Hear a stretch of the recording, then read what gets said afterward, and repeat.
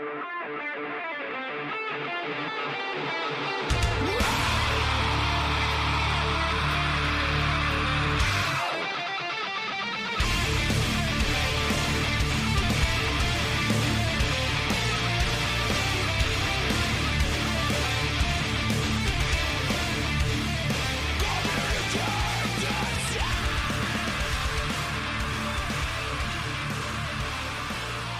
right, here we go. Today is Sunday, July 21st, 2024, and this is episode 273 of the Defensive Security Podcast. My name is Jerry Bell, and joining me tonight, as always, is Mr. Andrew Kalat. Good evening, Jerry. I'm not sure why we're bothering to do a show. Nothing's happened in the past couple of weeks. Been really quiet. Last week was very quiet. Sometimes you just need a couple quiet weeks. Yeah, nothing going on. So before we get into the stories, a reminder that the thoughts and opinions we express on this podcast do not represent Andrew's employers. Or your potential future employers. Or my potential future employers. As you're currently, quote, enjoying more time with family, end quote. Which, by the way, is highly recommended if you can do it. Your big thumbs up of being an unemployed bum. It's been amazing. Absolutely amazing. I forgot what living was like. I'll say it that way. Having watched your career from next door-ish, not afar, but not too close, I think you earned it. I think you absolutely earned some downtime, my friend. You worked your ass off. Thank you. Thank you. It's been fun. Wow. And I've seen your many floral pics. I'm not saying that you're an orchid hoarder, but some of us are concerned. I actually think that may be a fair characterization. That would be the most interesting. Not aware of any 12-step programs for this disorder here. There's a TV show called Hoarders where they go into people's houses who are hoarders and try to help them. I look forward to your episode. Yes. I won't say anymore. Won't say anymore. So before we get into the news stories, I do want to correct the record on something we talked about on the last episode regarding Uber's CISO that had been criminally convicted. Richard Bejtlich on Infosec.exchange actually pointed out to us that it was not failure to report the breach that was the problem. It was a few other issues, which is what Mr. Sullivan had actually been convicted of. And so I'm going to stick a story into the show notes that has a very, very extensive write-up about the issues, and that is from cybertheory.io. And in essence, I would distill it down as saying, again, I guess he was convicted, so it's not alleged. He was convicted of obstruction of an official government investigation. He was convicted of obstructing the ongoing FTC investigation about the 2013/2014 breach, which had been disclosed previously. The FTC was rooting through their business and were asking questions.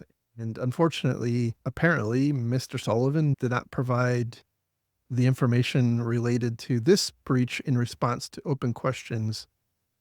And then furthermore, he was convicted of what I'll summarize as concealment. He was concealing the fact that there was a felony, and the felony was not something that he had done. The felony was that Uber had been hacked by someone and was being extorted. But because he had been asked directly, hey, have you had any issues like this? And he said no, that becomes an additional concealment charge. And so the jury convicted him on both of those charges, not on failure to disclose a breach. Yeah, we went down the wrong path on that one. We put out some bad info. We were wrong. So I'm correcting the record, and I certainly appreciate Richard for getting us back on the right track there. This article, by the way, does have a couple of interesting recommendations that I'll just throw out there. One of them is, hopefully these are fairly obvious, do not actively conceal information about security incidents or ransomware payments, even if you are directed to do so by your management. Yeah, I think, let's play it out for a second. If you're in that situation, what do you do? Resign? Yes. Or do you, yeah. I think that's I mean, you either resign or you have to become a whistleblower. true. Your career's probably ended there at that company either way, most likely. But it's better than going to jail. It's a lot better than going to jail. I think what I saw is Sullivan is up for 4 to 8 years in prison, depending on how he's sentenced. Feds don't like it when you lie to them. They No. really don't like it. No, they don't. Next recommendation is if your company's under investigation, get help. And potentially that means getting your own personal legal representation to help you understand what reporting obligations you may have for any open information requests. And I say that because in this instance, Sullivan had confirmed with the CEO of Uber at the time about what they were going to disclose and not disclose. And the CEO signed off on it. And he also went to the chief privacy lawyer, who, by the way, was the person who was managing the FTC investigation. And the chief privacy lawyer also signed off on it.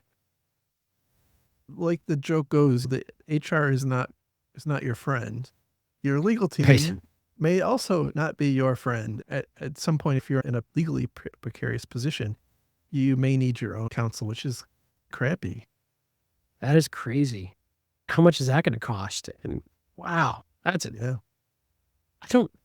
One more reason to think long and hard before accepting a role as CISO at a public company.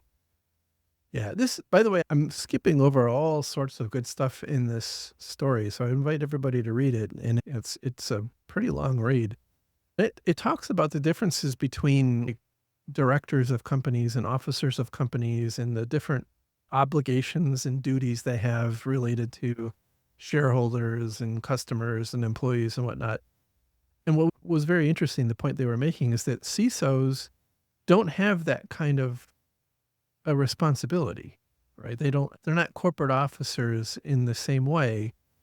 And so when you read the article, and I apologize for not sending it to you, I just realized, when you read the article, it was very clear that the author here was pointing out that the government, and I suspect at the behest of Uber, was really specifically going after Sullivan, right? Because in exchange for testimony, people got immunity in order to testify against Sullivan.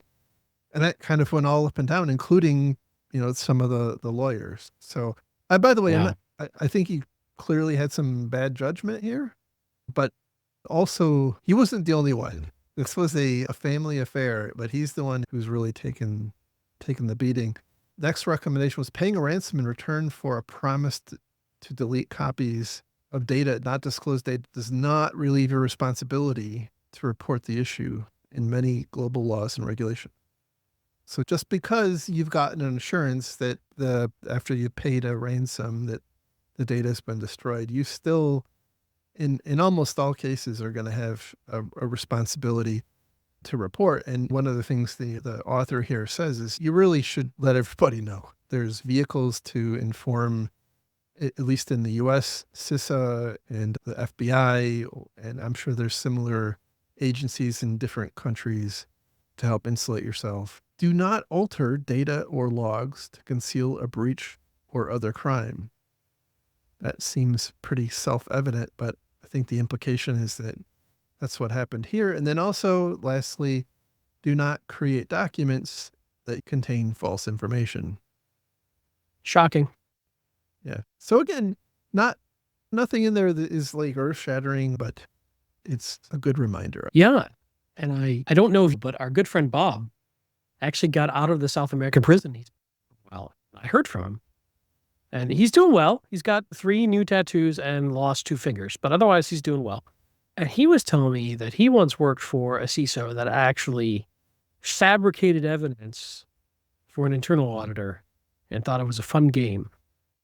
And how he had a tough time knowing how to handle that. And the ethics of how to disclose that, right? Especially because, as he described it, it was a very powerful CISO who had a reputation for retaliatory behavior to those who did not bow before him. Damn. So Yeah, Bob has all the best stories. he does. He does. I look forward to hearing more about his South American prison stint. All right. Our next story today comes from webpronews.com, and the title here is Fujitsu Details Non-Ransomware Cyber Attack. It feels like it's been so long since we've talked about something that wasn't ransomware. I feel like these bad guys just lost a good ransomware opportunity. Clearly they did. But there's not a huge amount of details about this, but basically Fujitsu was the victim of some sort of data exfiltrating worm that crawled through their network. They haven't published any details about who or how or why what was taken. But what was most interesting to me is that the industry right now is very taken by ransomware or more pedestrian hacks of things to mine cryptocurrency or send spam or do those sorts of things. It's been a while since I can think of the last time we actually had a destructive or something whose job was not to be immediately obvious that it's in your environment. Yeah. If I had to, again, the details are very sketchy, but if I had to guess, maybe this was some sort of corporate espionage or some sort of, it appears the way they described it, which again, the details are sparse. It was low and slow and very quiet, trying to spread throughout their environment. It didn't get very far. They said, what, 49 systems? 49, yep. And they had a lot of interesting caveats. It didn't get to our cloud this, and it didn't do that. So there's a lot of things it didn't do. They didn't tell us much about what it did do. But if I had to guess, maybe some sort of corporate espionage. Maybe. Or just random script kiddies being, like, you can never always attribute motivation. So I'll say it this way, intellectual property theft. The motivations for that, I guess, is an exercise left to the reader, but they did say that data was exfiltrated successfully. They didn't say what data, but my guess is they were after some sort of intellectual property theft. The reason for bringing this up is not that this has a whole lot of actionable information, but more that there are other threats out there still. It's not all ransomware and web shells and that sort of stuff. Indeed. But to be fair, that is the majority of it. Protect your cybers. You know what helps? A solid EDR. A little foreshadowing for a future story. Get there. All right. The next story comes from thehackernews.com, and the title here is 5 Key Questions CISOs Must Ask Themselves About Their Cybersecurity Strategy. Apparently, we need to add a 6th one, which is, am I going to go to jail? So the key questions here were, number one, how do I justify my cybersecurity? Actually, you know what? I'm going to back up for a second because there were a couple of other salient data points here. The first one was they pointed out that only 5% of CISOs report directly to the CEO. Then 2/3 of CISOs are 2 or more levels below the CEO in the reporting chain. And those 2 facts indicate a potential lack of high-level influence, to use their words.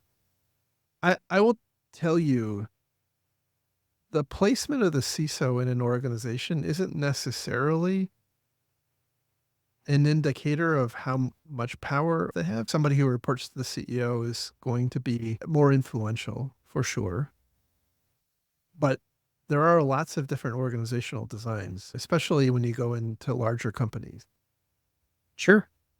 I would say also if they're highly regulated, that CISO has a lot of inherent authority because of the regulations that are being enforced upon that organization. So by external third parties. The Pokemon Institute found that only 37% of organizations think they effectively utilize their CISO's expertise. I kind of wonder, who are they asking that? Are they asking the CISOs? Or are they asking... Anyway, I am curious about the methodology behind that study. Doesn't necessarily surprise me. Just moving somebody up into a different place in the organization doesn't necessarily mean that they're going to more fully use the talents of or expertise of a CISO. Yeah, if it's anything in most organizations, they delegate to that CISO, not like the assumption is that the boards of the executive teams would be asking deep cyber questions of the CISO, which is an odd expectation. It is an odd expectation. And similar, related to what you're saying, Gartner finds that there are only 10% of boards that have a dedicated cybersecurity committee overseen by a board member. The way I would look at it, both of those stats is more how much influence does the CISO have on the company operating in a less risky or more risky methodology, right? It's not about leveraging their expertise. It's about how influential are they to guide the company away from risk and what those trade-offs are. It also comes down to what the companies value. This is a financial risk management issue Right. to them. And the flip side is, I think a lot of executives think of CISOs as constantly calling for the skies falling to get better budgets and build their empire and more people. And Right. as this is a black hole of money we're throwing money into that we can't, which this article goes into, we can't justify, we can't prove the ROI on. Yes, exactly. So the key questions to ask yourself is, number one, how do I justify my cybersecurity budget? And that is I think that's a perennial challenge that anybody in security leadership has. How do you justify or demonstrate that you are spending the right amount of money? You're not spending too much, you're not spending too little. Generally speaking, and this is like one of those mass psychoses episodes. You do that by often benchmarking yourself against your competitors.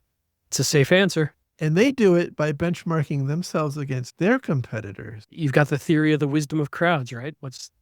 If I'm around the average, I must be doing fairly close to correct, but not all companies are the same. Not all companies have the same risk tolerance. Not all companies have the same corporate structure and the same financial situation. So I get it. That's where my mind goes is what percentage of G&A is spent on cyber in my industry? That's what I'm going to go ask for. Number two is, how do I master the art of risk reporting? Which, by the way, I think is not entirely disassociated from the last one, right? Because part of your budget, and I dare say a major part of your budget, is intended to address risk. And so what they're really pointing out here is, how do you communicate to the senior leadership team, the board of directors, and so on, the level of risk cyber risk that you have in your organization in terms that make sense to them? That's an incredibly challenging question, honestly. Yeah. So something that was very interesting to me at least, as I was reading this, because look, I struggle with all these things too, right? All 5 of these things that we haven't got to all of them yet, but they resonated with me. And what is super interesting is we all have to make this up on our own. You didn't go through that section of the CISSP? There's not like a gap in accounting. You have the gap, generally accepted accounting principles. There's not really a gap type methodology for this in risk reporting. And perhaps there should be. This is why we are often accused of being an immature industry from other well-trodden business leaders who have a shared language. We're wizards and witches walking in speaking spells that they don't understand, out of black boxes that don't make sense. Right. So I think this is an area that we can certainly mature. And so I would love to hear from anybody in the audience who thinks that there's a common methodology that people can adopt here. I'd love to talk about that in a future episode. All right. Number 3 is, how do I celebrate security achievement? I have a problem with the way some of this was worded. Public recognition of attacks that were deflected. This is in quotes, by the way. Public recognition of attacks that were deflected can simultaneously deter attackers and reassure stakeholders of the organization's commitment to data protection. So I'm reminded of, when I read that, I immediately thought of Oracle's Unbreakable Linux. Yep. Or Unhackable Linux. It's like putting a chip on your shoulder and waiting, just begging someone to come in. If I really dug into this, define what an attack is define when I've deflected it. Like every firewall drop log entry, is that an attack I stopped? Like I've seen that kind of shenanigans. Or is it more, hey, we had an incident that started and we contained it? Or is it, I don't know, every time my email security tool stopped a phishing attack? There's all those sorts of metrics you can run, but is it valuable? Yeah, you get into like, how many spams did I reject? How many phishing emails did I reject? Which we make fun of, right? Because they're metrics, they're not achievements. But you're trying to prove a negative here. This has been the fundamental problem from day one with the industry is you're spending money to stop something. How do you know if you hadn't spent that money that things would have happened? The only thing I can say is if you take a more capability focused view rather than a metrics focused view, I think that's perhaps where the opportunity lies. We had a gap in our authentication scheme that because we didn't have multi-factor authentication, we implemented multi-factor authentication. We closed a huge hole. Yeah. Super simplistic example. Yeah. But I will say there's another aspect of this that you have to be aware of. And perhaps I worked alongside too many lawyers, but one of the pitfalls of taking credit for doing some security thing is that you're tacitly admitting that you weren't doing it before. That's true. Our new version no longer does X. Wait, you were doing X before? Don't worry about that. The fact is we're not doing it now. We implemented multi-factor authentication. Oh, so wait a minute. Right. It's a tough one. But you also can never be, if you're completely risk zero and completely safe, you've either way overspent or you've added so much friction to business or you've inhibited the ability for people to do the jobs that you're now breaking the business in a different way. You're not going to get to risk zero. So what's the right balance?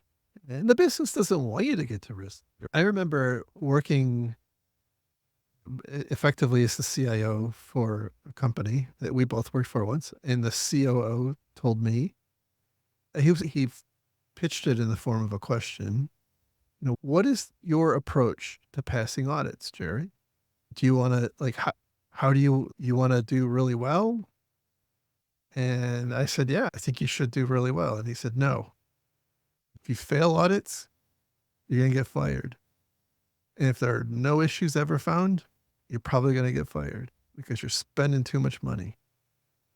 So you got to find the right balance because that's what the business wants. If you are spending enough money to do perfect on everything, that's coming at the expense of other things that the business could be investing in. And the return, the rate, I think his point was not trying to accept too much risk, but that to do things perfectly, as you continue to move up the maturity ladder, it gets more and more expensive and the marginal utility starts to decline. Sure. Anyhow, all that said, it is very important from a morale perspective, if for no other reason, from a morale perspective to celebrate victories, but you've got to be smart about it. I wouldn't do it publicly, frankly. I wouldn't either. Maybe internally, somewhat company-wide, maybe departmental-wide. You need to understand what motivates your people and what their reward systems are like and work to those. But I am very much against putting that bullseye on your back by saying you're not hackable or you're about to get a free audit. Oh, yeah. The number 4 is, how do I collaborate with other teams better? And this, by the way, so again, this whole article is aimed at CISOs, and CISOs are almost always an executive level position. And I learned a lot, right? That ended my career. I don't know if that's the end or if there's more to come. As an executive, And I learned a lot. I learned a lot about what that means. And one of the most important aspects is that you do partner with those other people. That's an intrinsic part of being an executive. Yeah, it becomes about working well with other departments. And that means sometimes you've got to give and take and be willing to lose a battle to win the war, as they say. So it's super important, but I think this is it's not security centric. This is a fundamental tenet of what it means to be a leader in an organization. And I So think we, as technology people, often get promoted up with a background that isn't well suited for that, to be completely honest. In fact, to the point where many technical people scorn those quote unquote soft skills. But if you want to get to that level in an organization, it is required. yes, absolutely. They point out that there are tangible security benefits. So, for example, building bridges with HR allows you to do things like integrate security requirements into the onboarding and offboarding processes and whatnot. And also having those relationships throughout the organization are very key, especially when in times of crisis, like in an incident or what have you.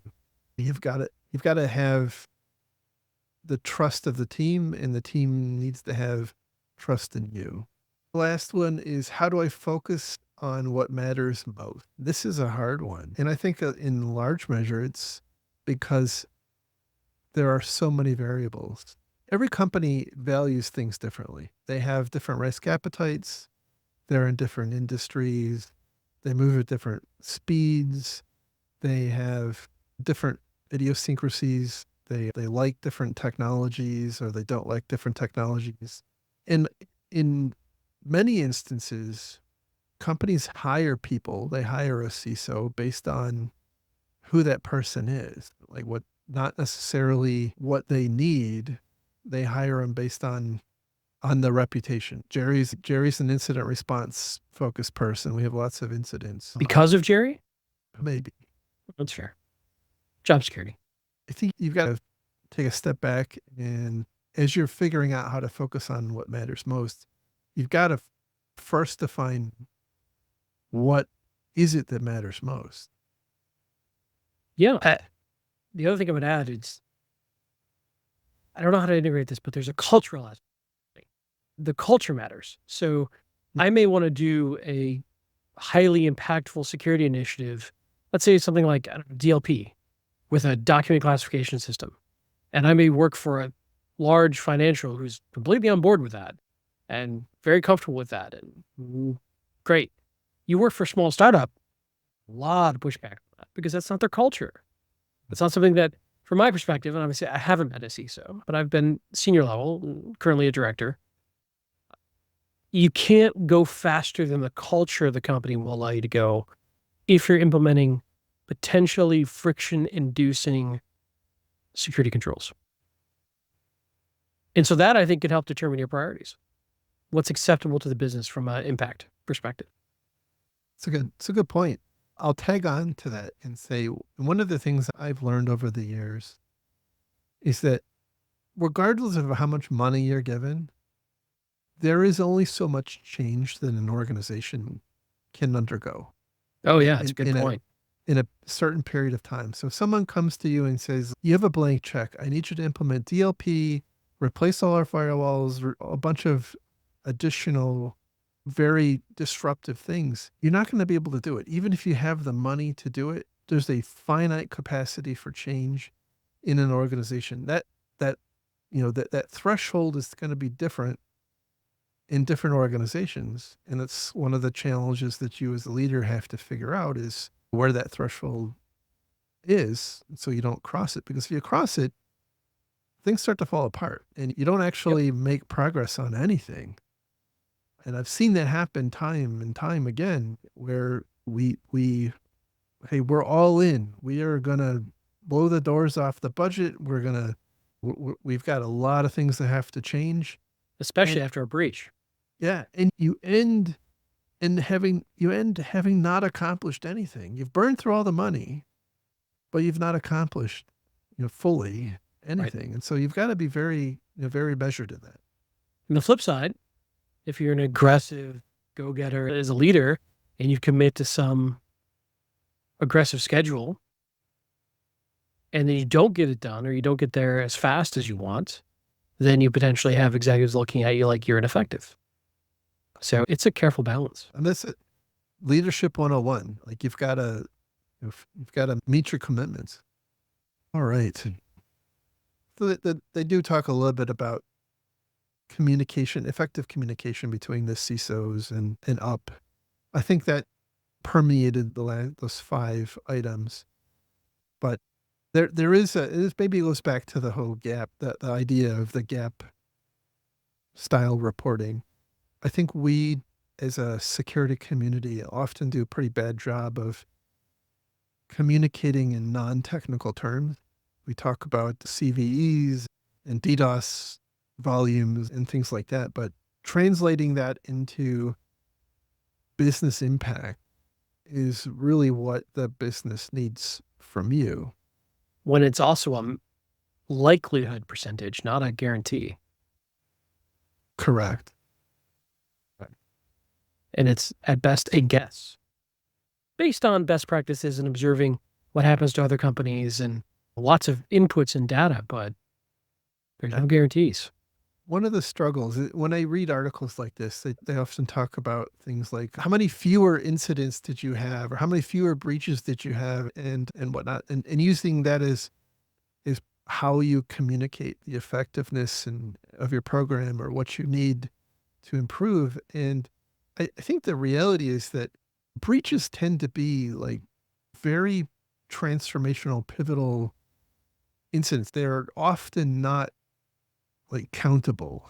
You don't stay in a CISO role and have so many breaches that you can show trends over time, right? It's just if you're in that position and you have that kind of data, like something is wrong. Yeah, we need to learn. Very We need to learn from other people's breaches, right? Exactly. Yeah. All right, moving on. The next one comes from Dark Rating here, and the title is Sizable Chunk of SEC's Charges Against SolarWinds Tossed Out of Court. So I will admit I have not read all 107 pages of the judge's ruling, and so shame on me for that. You're an unemployed bum. What else do you have to do? So the SEC filed a lawsuit against SolarWinds and SolarWinds CISO, alleging lots of things. Everything was dismissed except for the statements that the CISO had made about the security program at SolarWinds prior to the breach.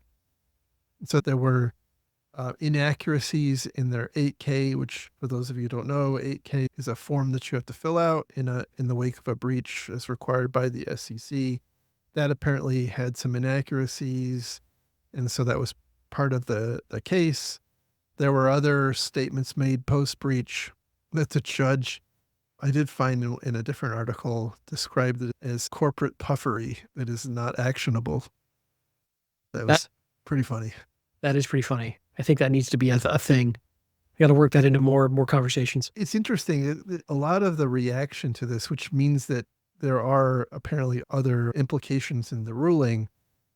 A lot of the post-judgment discussion has been, oh gosh, this is really a good thing because it allows teams internally to communicate amongst themselves without fear of what you write being used against you. However, that actually isn't obvious as part of what the SEC was charging them with. I've got to go, I really want to go read that 107 pages to understand what exactly the SEC was alleging.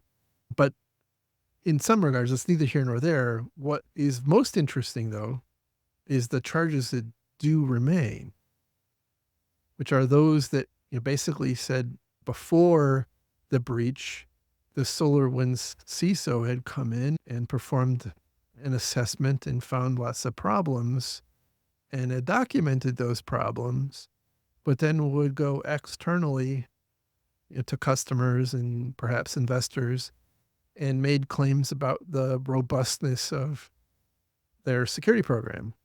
And that is what the SEC is still going after. And that is what the judge is allowing them to continue pursuing.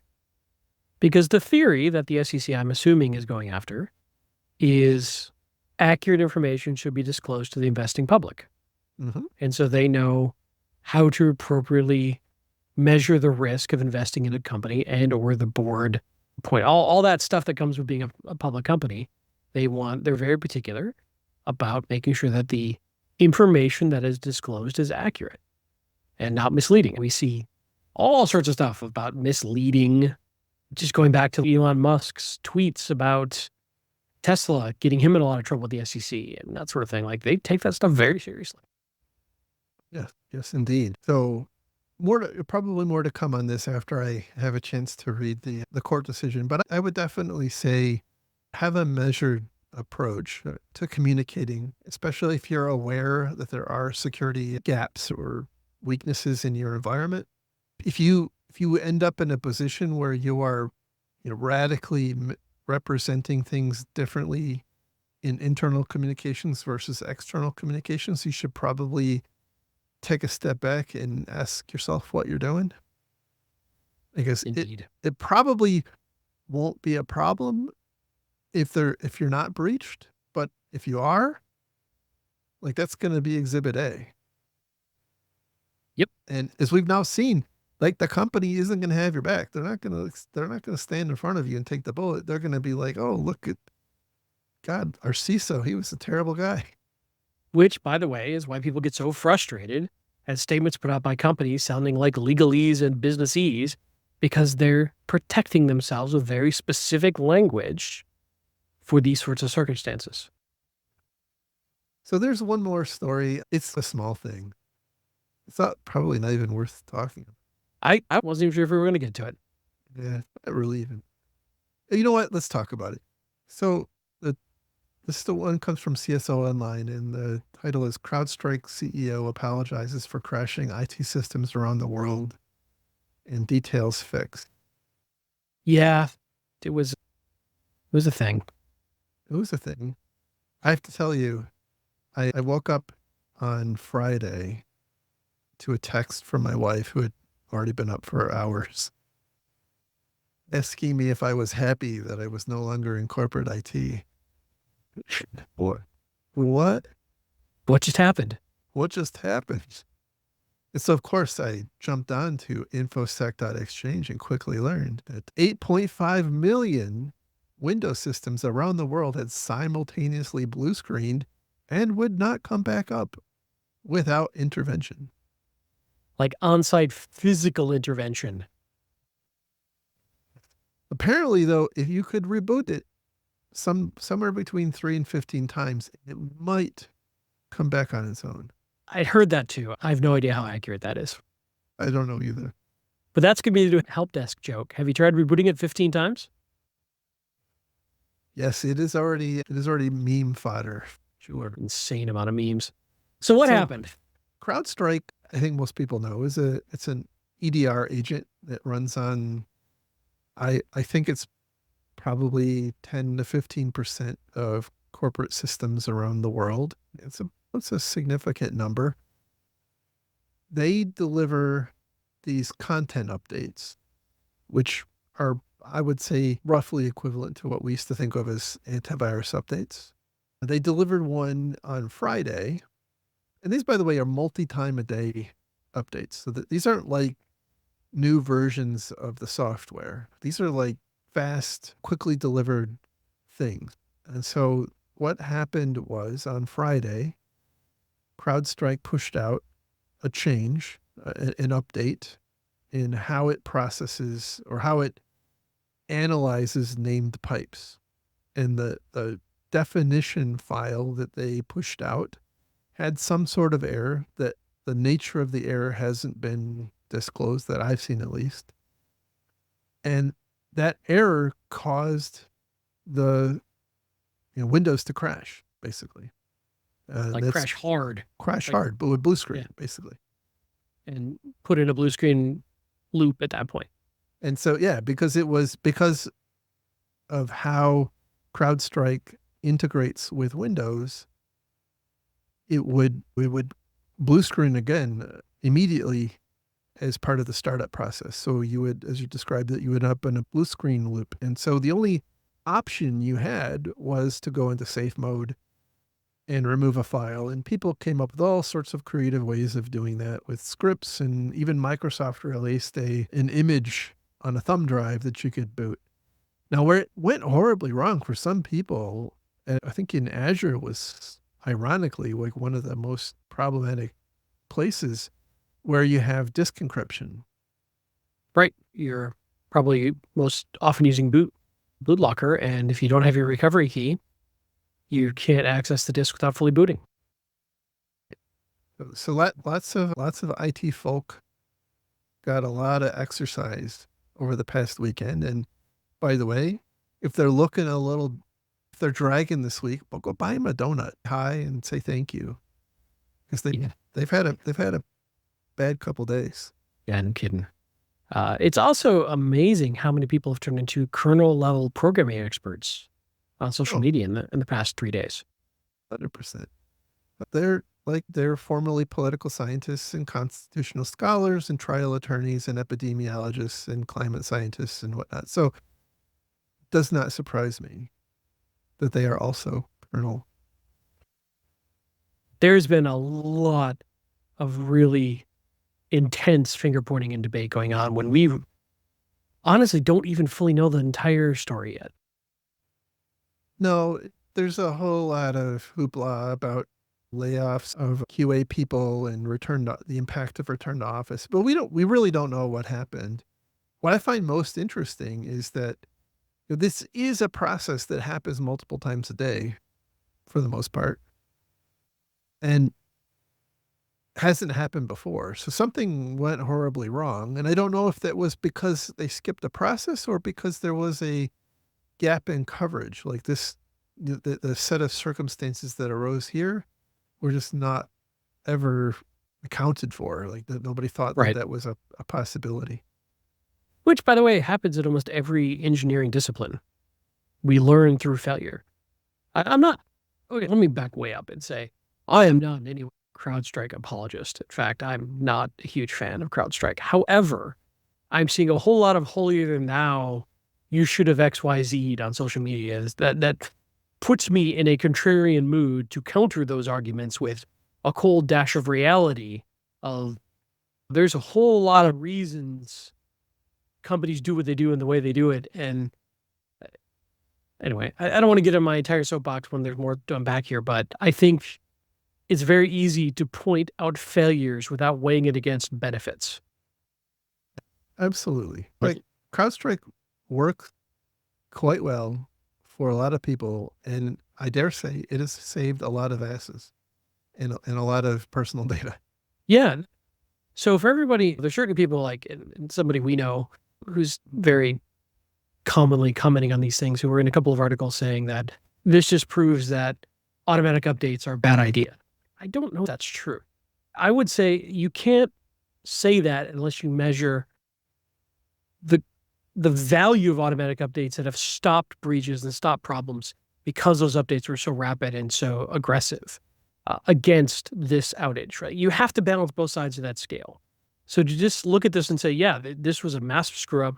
It's caused massive chaos and huge amount of loss of income for a lot of people, disrupted a lot of people's lives. Okay, that's bad. But weigh that against, for those using tools with automatic updates, how many problems were solved and avoided, which is so difficult to measure, but must be thought of by those rapid updates that were automatic. I think what is the most problematic aspect of that is that the value is amortized and spread out over thousands or tens of thousands of customers over a long period of time. But this failure was a one impacted everybody at the same time and caused mass chaos, mass inconvenience, mass outages, all at the same time. And so completely agree with you, but I think that's what's setting everybody's alarm bells off, is that, oh my gosh, we have this big systemic risk, which realistically hasn't happened perhaps as often as you might think. And I know, by the way, there's a lot of people who are also talking, smugly about how good it is to be on Linux and not on Windows because this issue only impacted Windows, not Linux. But I will tell you, as the former user of a very large install base of CrowdStrike on Linux, it had problems, and a lot of them. We had big problems. I don't know that there was ever one like as catastrophic as this where it happened all at the same time, but it's not Linux. The CrowdStrike agent on Linux hasn't also had issues. Sure. The question comes, what problems would you have had if you hadn't run it? What value did it bring? I think for many organizations, this is the way they identify that they've been intruded on.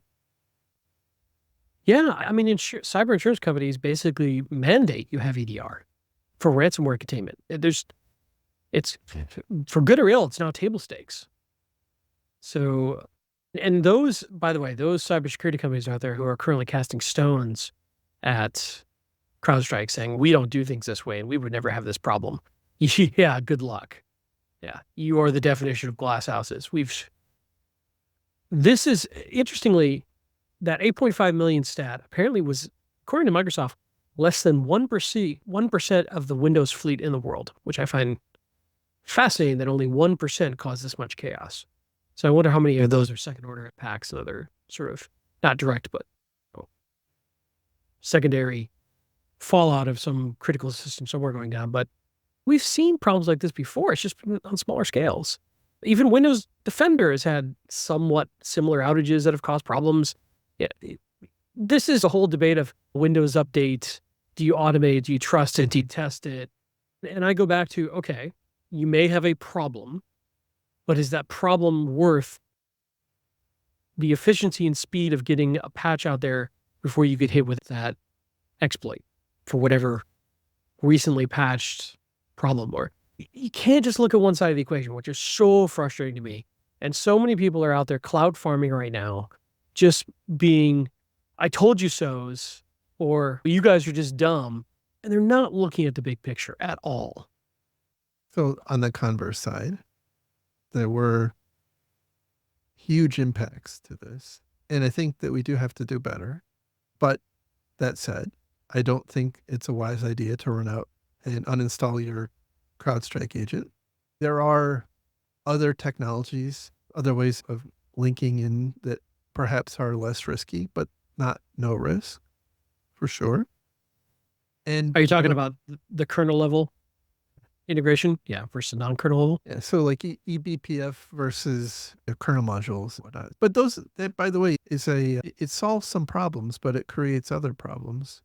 And so we've not seen big failures with those other companies, but have we not seen them because they're just small or because they don't happen? Look, let me be very clear. I am not a coder. I don't understand what I'm talking about here. I am just going off of like rough understanding of trying to get my arms around this issue. So take everything I'm about to say with a grain of salt. But my understanding is that the advantage of being at the kernel is you've got much deeper level access that's faster, more efficient, and more tamper resistant than running in user space. And as a security control that's trying to stop things like rootkits, which were a big problem in the day, not so much now, I think that's where that came from. Like, we've seen a number of vendors who are saying running at the kernel level is just irresponsible. We don't do that. Here's why we don't do that. We're differentiating because of XYZ. Okay, cool. But there must be a trade-off.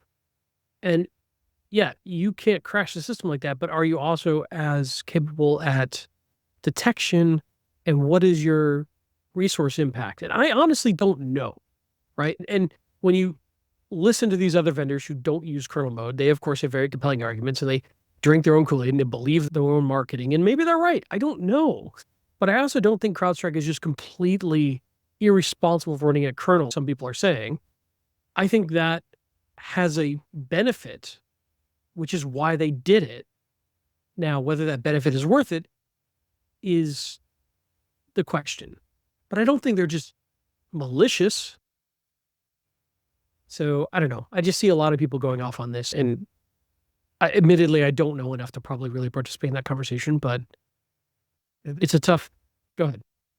I do think that CrowdStrike, my understanding at least, is that CrowdStrike was or is moving in the direction of a similar strategy, but they just aren't there yet. Of not using kernel mode? Yeah. Not using a kernel module. So don't misunderstand. Like they are using this thing called eBPF. It's a very uniform way of getting visibility into what's happening in the kernel without actually loading your own driver into or module into the kernel. One of the big problems I had with CrowdStrike was this constant churn of, do I patch my kernel or do I leave CrowdStrike running? Because I Right. can't do both. They're out of sequence on porting each other. Yeah. And that, by the way, comes back to the fact that they have to create a kernel module that's tailored to different kernel versions, depending on how changes in the kernel, or how the kernel changes from one version to the next. Sometimes it's fine. Most of the time it's not fine. And so you end up with this problem. It's less of a problem on Windows because Windows kernels are pretty stable. And I think they have a lot more interlocking with vendors like CrowdStrike than Linux does. But in any event, I agree with your thesis there that like this is something that we are benefiting from technology like this and assuming that it can never go wrong. And that's probably not a good assumption, as we've now seen. But at the same time, like I do think this could have gone better. Absolutely. But with the assumption of this could go wrong at some point, is planning for this to go wrong again a wise use of time and money versus all the other problems you're likely to deal with? Is this a black swan event that isn't likely to happen enough to bother to build mitigations in for? So I was standing in line for dinner with my wife, and she asked me this question because at the time a lot of flights were still canceled, and she asked the question, and I didn't have a good answer. What can companies do to avoid that? They prepare in some kind of disaster recovery way to do that, and the reality is, I don't think you can. And so you could say, you know what, I'm going to get rid of CrowdStrike, and I'm going to go with SentinelOne or somebody else. But you're taking the leap of faith that they won't also have a problem, or that they won't have a problem that says that they're blind to some kind of attack that CrowdStrike could have seen. You could duplicate your infrastructure with failover, 2 different EDRs on each of the backups. But then so much more cost complexity. Are you going to run them as well? Are you going to have the mastery from 2 different vendors? That introduces a whole lot of complexity. That's easy to just say, go do it, but it's very complicated.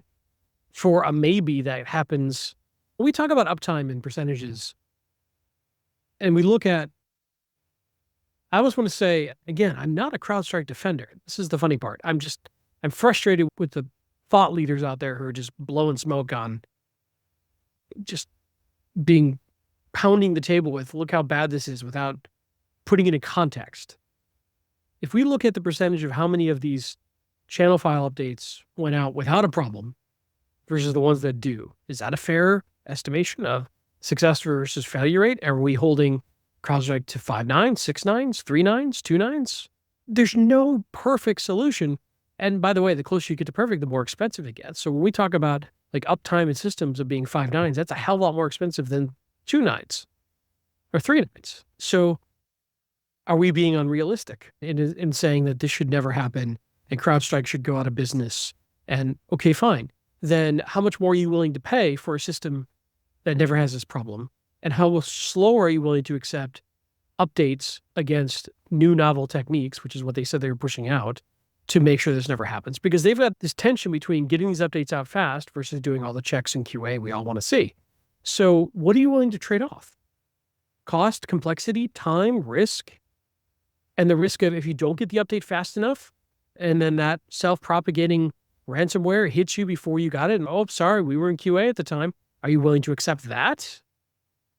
We've got to be adults in the room and look at this with all sides of the equation and not just point fingers at somebody when they screw up without realizing the other side of the equation. And again, I am not a CrowdStrike apologist here. I'm frustrated with the mindset of I'm going to build my thought leadership by just pointing out the bad things without ever balancing it against what the good is. Sorry, I'm a little frustrated. It's what we've built our industry around. I know. Am I wrong? I'm not. Am I wrong? Not to put you on the spot, but The problem I have with the situation is that it reliably crashed every Windows computer it landed on. I'm not sure that's 100% true. And the only reason I say that is as I've seen some social media imagery of a bunch of like check-in kiosks at a airport, and only one of 5 was down. I don't know why. I have no idea why. It's very flimsy evidence, but I would say let's get a bit more root cause analysis before we can completely say that's true. But it's obviously very highly effective, right? And very immediately impactful to a super high percentage of the machines this was installed on.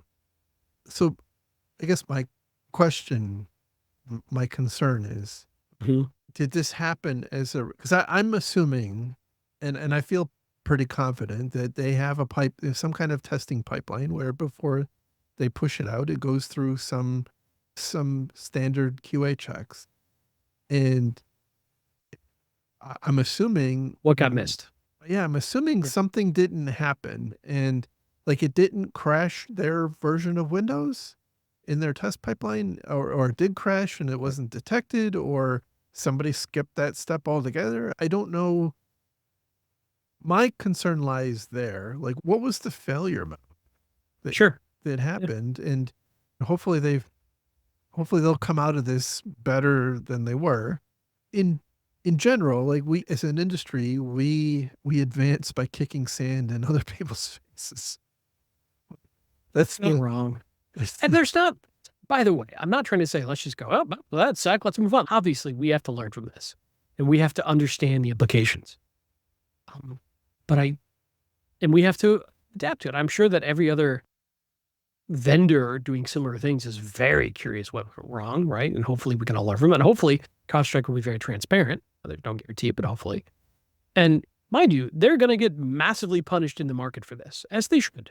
Like, there's going to be a lot of people who are not renewing CrowdStrike over this incident, and I have no problem with that. And that's how the industry works.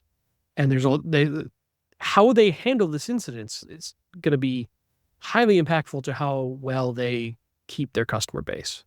But they're also massively highly deployed. So that's one people say, they're too highly deployed. I don't know, 14% of the industry, I think I heard somebody say. I don't know how accurate that is. They're one of the big boys in the EDR space. And frankly, having met a number of their people, they know it and they have some swagger. So we have to knock them down a notch. Admittedly, when I first heard this, I was like, it couldn't happen to a better company. But the other aspect is Microsoft, man. They're taking a bunch of crap over this because it was their systems. But it was really not their fault, as far as we know, at all. But they're trying to step up. Like, they're putting out recovery information. They're trying to put out tooling. Like, they're trying to help, which I appreciate. But it's certainly a mess. Don't get me wrong. And I know I went down a ranty rabbit hole of just the stuff I didn't like. Partially because I'm assuming people who listen to the show know the details, right? So there's no reason for us to rehash all the basics. It's trying to get into what we think people care about that. But yeah, I guess the net point is shit happens. I think we have to be pragmatic in that EDR is an incredibly important, aspect of our control. And I think auto update is as well. The whole point of this is to be as up to date as you can be because the adversaries are moving very fast. Yeah, and we as an industry are not moving away from auto update. AI is the antithesis of manual updating, guys. Yeah. Buckle up. If you don't like auto updating, you're not going to AI much. So we have to find a way, I think, to coexist. And I don't have a lot of magic words to say. And like this happened to CrowdStrike, but it has happened to McAfee. And it is an incredible coincidence that The CEO of CrowdStrike was also the CTO of McAfee when that happened. But it's happened to Microsoft, and it's happened, I think it's happened to Symantec, and actually, I think it's happened to Microsoft multiple times. Now, I think the difference between those and this, again, is the time proximity. Like all of these things all of these 8.5 million systems went down roughly at the same time. And contrasted with a lot of the others, these were almost all corporate or slash business systems, because you don't run CrowdStrike for, actually Amazon's been trying to sell me CrowdStrike for my home computer, but generally you don't run CrowdStrike on your home PC. You run them on the stuff that you care about, because it's really freaking expensive. And when those systems go down, the world notices. And when 8.5 million of them go down all at the same time, it becomes big news and lots of people consternate over it. And look, again, as an industry, there's so much clamoring for airtime, and we love a crisis. We love to talk about why you shouldn't be using kernel modules, why you shouldn't have auto updates, why you shouldn't do this, why you shouldn't do that. It's what we do. And it's annoying. And I think that sometimes you can cross the threshold of causing more problems than you're solving, because if you're trying to solve a problem that may never happen again in your career by ripping things out, or duplicating your EDR environment, it's just not necessarily cost effective. So I don't have a great, look, this has been an industry-wide problem, and I don't even think everybody's fully recovered. I think there's still people, I don't know how many of the 8.5 million systems are still sitting there with a blue screen, but it's not zero, I'll tell you that. Delta's still canceling flights just as one small, tiny example. Yeah, I had packages delayed. UPS is saying your shipment is delayed because of a technology failure. So this is far reaching, but I think we have to be thoughtful and not knee-jerk reaction to what happened here. And I think CrowdStrike has a lot to answer for. I do think one of the quotes in this article was hilarious. I'll read it here. It's quoting the CEO. Quote, "The outage was caused by a defect found in a Falcon content update for Windows hosts," Kurtz said, as if the defect was a naturally occurring phenomenon discovered by his staff. I go back to probably about 80 lawyers are all over every single sentence being uttered right now. Oh yeah. You never, first law is you don't accept responsibility at least until more. Yeah. But they don't, I'm guessing the fog of war is thick over there right now. I'm sure they know what happened by now. And like you said, hopefully they will be transparent about it, but holy cow. What's interesting is if you get into their blog about the technical details, 409 UTC is when they put out the bad file. It was fixed by 527 UTC. So an hour, 21 minutes. 79 or 80 minutes. Yeah. Yeah. So that's pretty fast, right? Obviously they knew they had a problem pretty fast, but it's too late. Once it's out there, especially because the machine's down, you can't push a fix to them. It's the worst case scenario for them, in that they couldn't push out an auto fix. Yeah. As a side thing, we're also seeing a lot of bad actors starting to jump on trying to send out malicious content under the guise of helping with CrowdStrike issues. So that's always fun. Dozens, maybe hundreds of domain names registered. Many of which were malicious, some of which were parodies and others. Yeah. Boy. Anyway, not a lot happened on Friday. Hopefully it'll be another quiet week. That is for you, unemployed bum. It's interesting. I don't know how I ever had time to work. I think you need to put some air quotes around work, but sure. All right. We have gone pretty long today. Maybe we should wrap this bad boy up. Yes, indeed. I appreciate everybody's time. Hopefully this was interesting to you. If you like the show, you can find it on our website, www.defensivesecurity.org. You can find this podcast 272 that preceded it on your favorite podcast app, except for Spotify. I'm still working on that.